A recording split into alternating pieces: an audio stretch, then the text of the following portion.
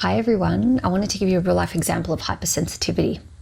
So my son was overwhelmed on the playground one summer day, and he was asked to leave the play area and walk with the teacher on duty to come down.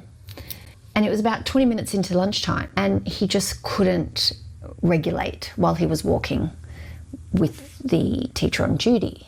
He was crying the whole time, and he was just in a state of despair.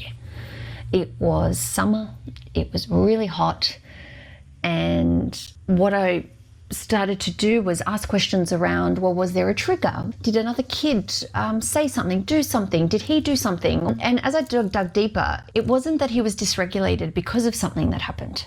His body had been overheating the whole time, and he had absolutely no idea that that was taking place. And he got into such a state of overwhelm that he just could not regulate. That's an example of hypersensitivity to interoceptive signals. The body's signals don't quite register in time until it's a crisis, and it was very much a crisis because he was in such a state of despair. I started to ask the school whether they had a cool room or a cool corner where kids can go and decompress. And when I asked that question, it was like I was talking a foreign language. And here's why the cool room matters. Without a calm, cool space to land in, we're asking that child to regulate in the same environment that tipped them over in the first place.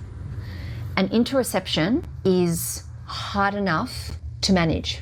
The heat, the noise, the overwhelm, and nowhere to reset. For me, that's a system gap more so than anything. It has nothing to do with the child. And those system gaps continue to exist. What surprised me was he had an experience in a mainstream school. And the mainstream school, whilst it was very under-resourced to support him, they had a cool space where he could retreat to.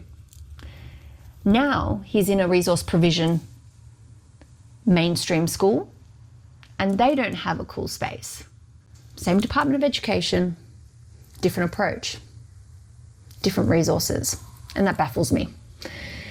So if you're a parent navigating this, it's worth asking at your next school meeting, does my child have a calm, cool space to go to when they need to decompress?